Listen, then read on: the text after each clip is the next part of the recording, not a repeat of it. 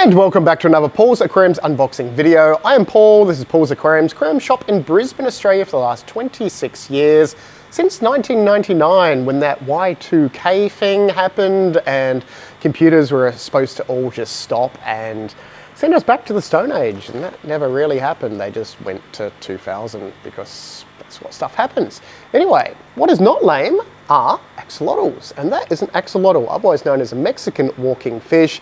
They're not a fish, they do originally come from Mexico. These are bred in Australia.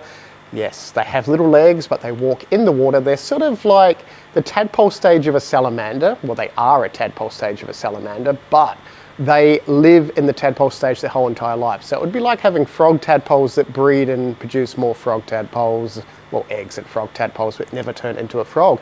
That's what an axolotl is. They don't morph into a salamander. And a salamander is like a frog, but it's a lizard thing. Yeah, which we don't have any in Australia. Well, not legally anyway, but we do have more axolotls. Oh, look at the size of that albino one. Okay, she's filled with eggs. Eek. Hopefully she will not lay eggs in our holding tank because we've already got eggs from last week or the week before. Anyway, we do have axolotls available. If you would like a girl that's potentially going to lay eggs, we have a lovely albino that's about to lay eggs. And it looks like a black boy and another black boy. So 2 black boy axolotls and 1 girl albino axolotl. So with axolotls, you want to keep them nice and cold, so below 20 degrees Celsius the whole entire year. So which is a little bit hard in southeast Queensland. If you have a chiller, that will work perfectly fine. Otherwise, an air-conditioned room, very, very cold. Otherwise, they just don't cope above 20 degrees any long period of time. And obviously, summer in southeast Queensland gets very, very hot.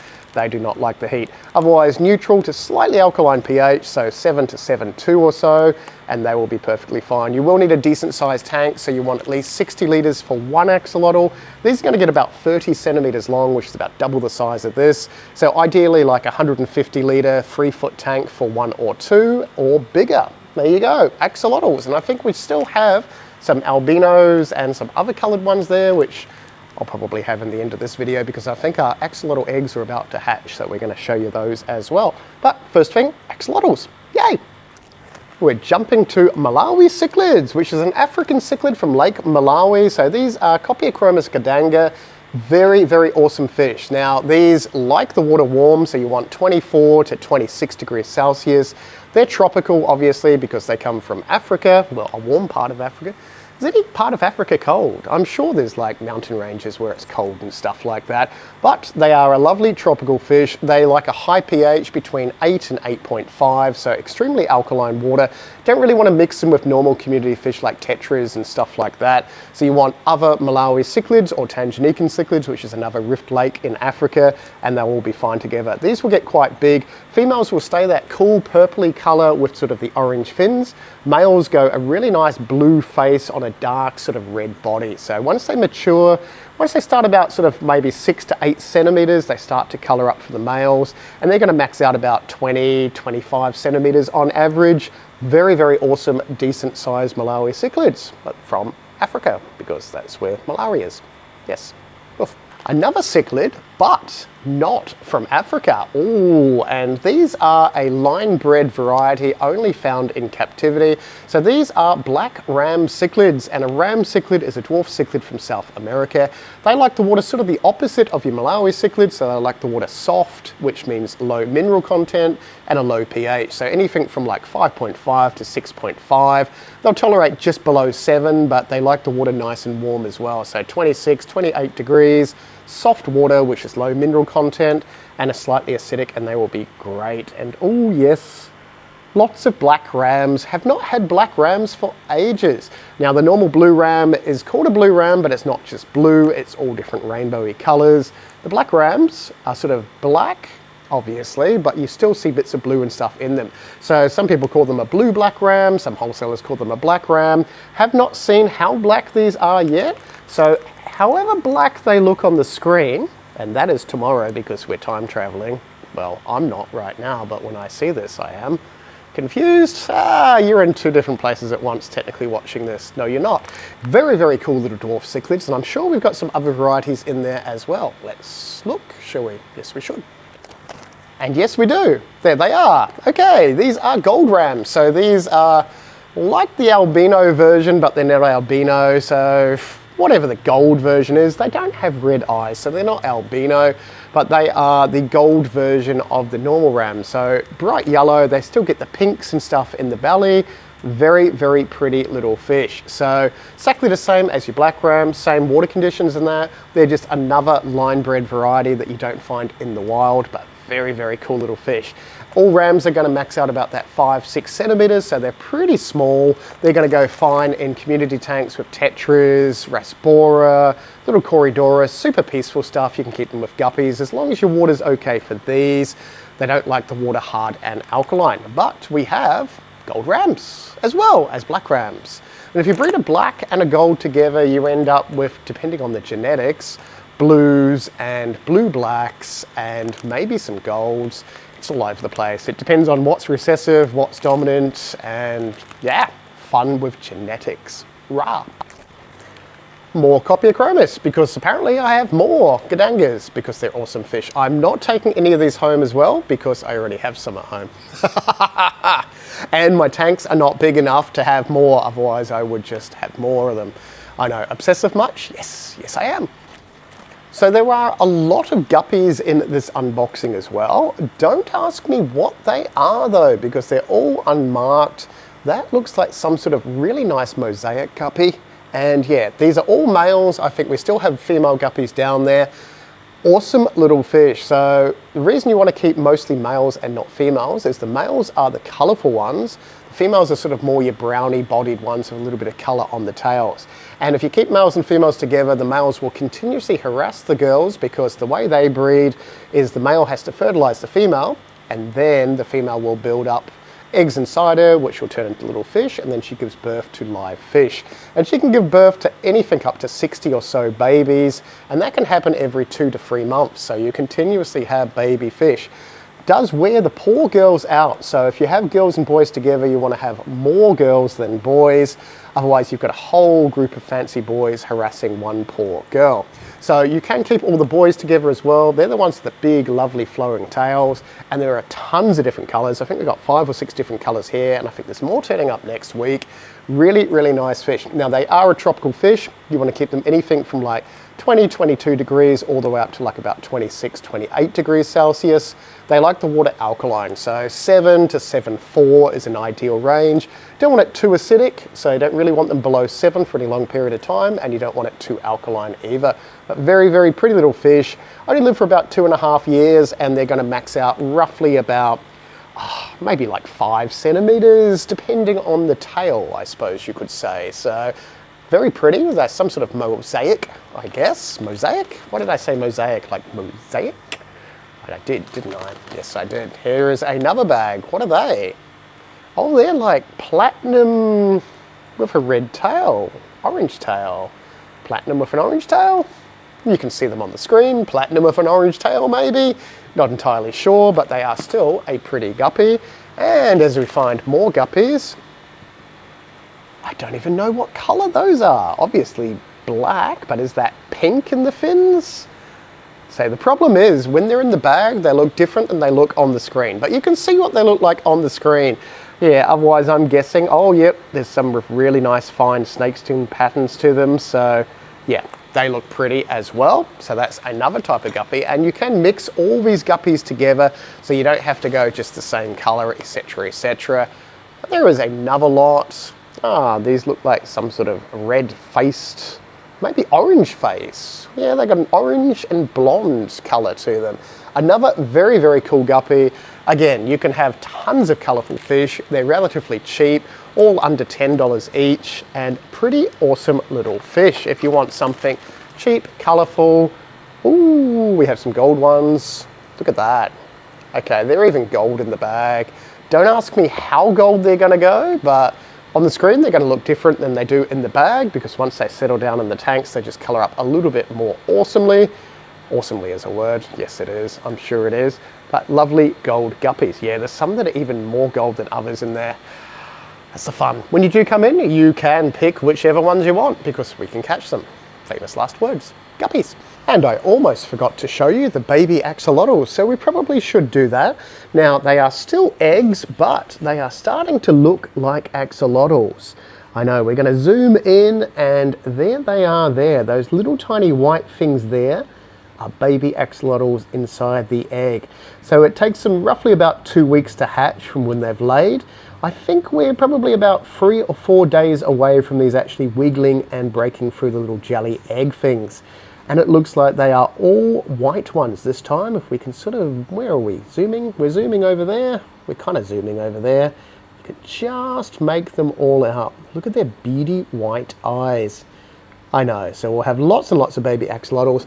Obviously we don't sell baby axolotls because they're just very, very hard to look after. You have to hatch brine shrimp and all that sort of stuff for them. I think there's a few places online that sell the eggs, but I would recommend getting a decent sized axolotl for your first axolotl so you know how to look after them. And while we're here, a lot of people ask what foods I feed the fish in the videos. And this is the little tiny tropical disc that you see. And this is the little orange tropical wafer from Ocean Nutrition. Absolutely awesome food. So we use this as a supplement food as well as Vitalis Flakes and Dimax Food and a few other brands.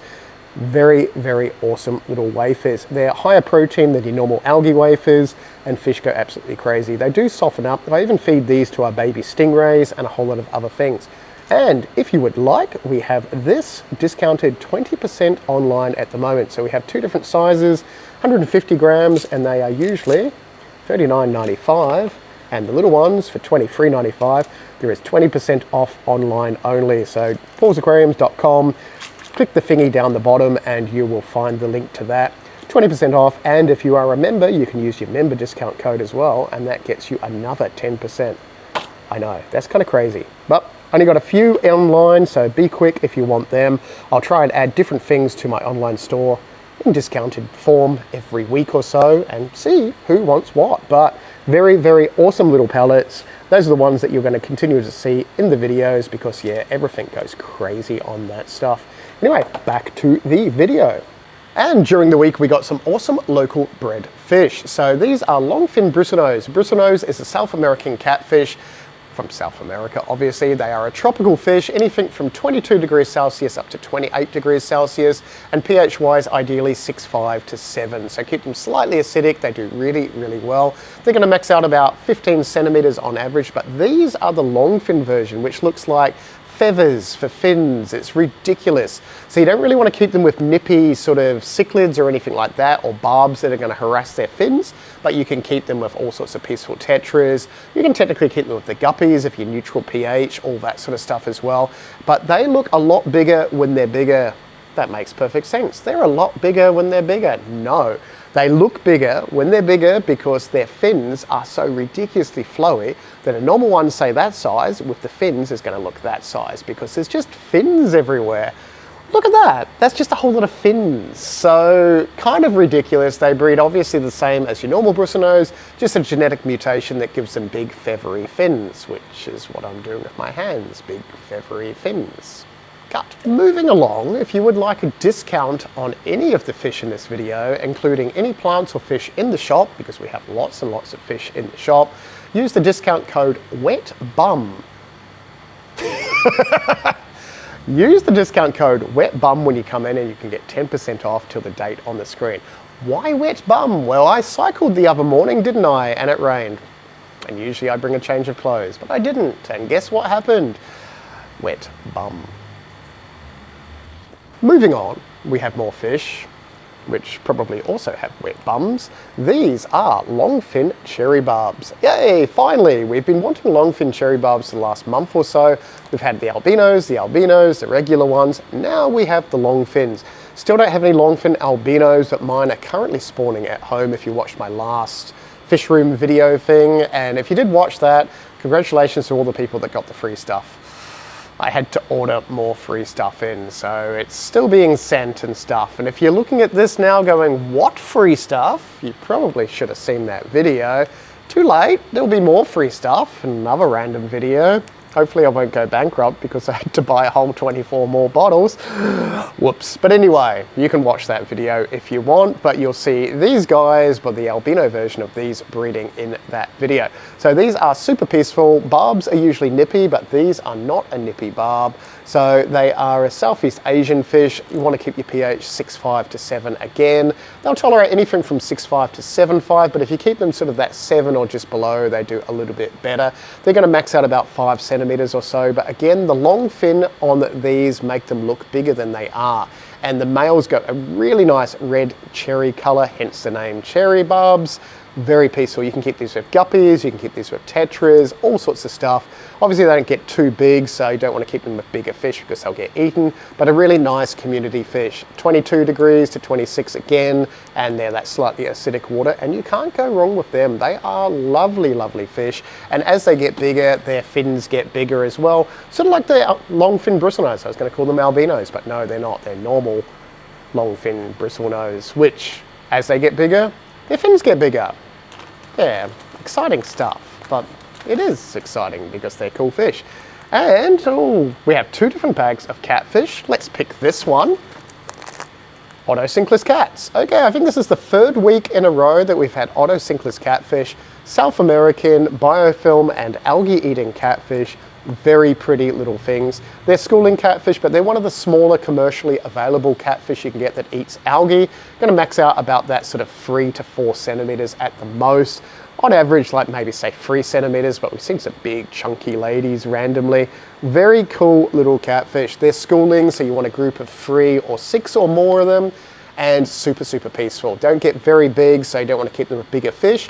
If you've got bigger fish, you can just keep normal bristlenose and stuff like that. But if you've got a small tank, delicate plants, and you want a really nice algae eater to go with tetras and little raspora, or the longfin cherry barbs, these guys and girls are super, super awesome. But Otto Cichlids cats, South American, yeah, so slightly acidic and tropical again. Very, very cool little catfish. The last bag of catfish, also South American. These are, what are these? They look like bronze, but they're not bronze. They are orange Venezuelan Corydoras. Now these get really, really nice as they get bigger. I'm not too sure why they call them orange Venezuelan Corydoras, because they've got orange on them, but they've got this really nice bluey green splotch to them, and they probably should call them bluey green splotch Corydoras, but they don't.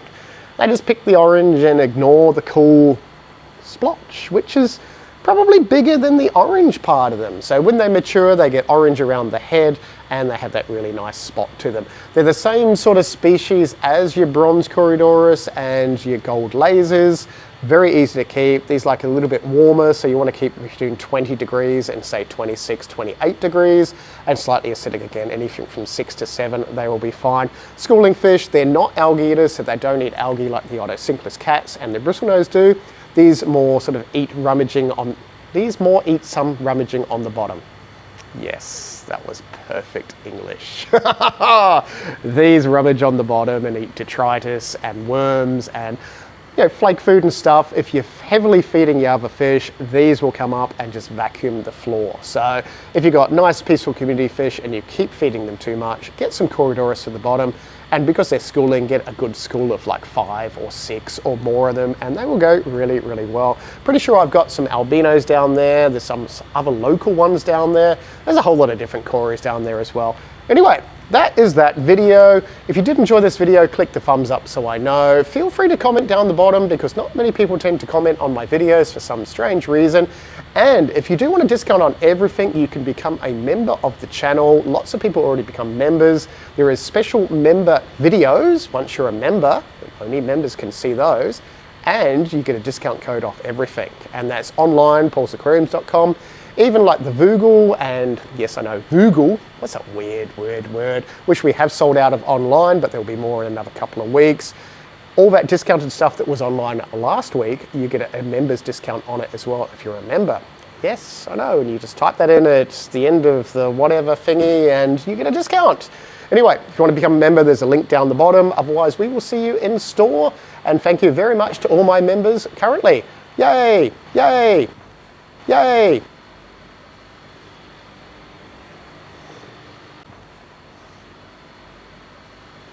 Yay!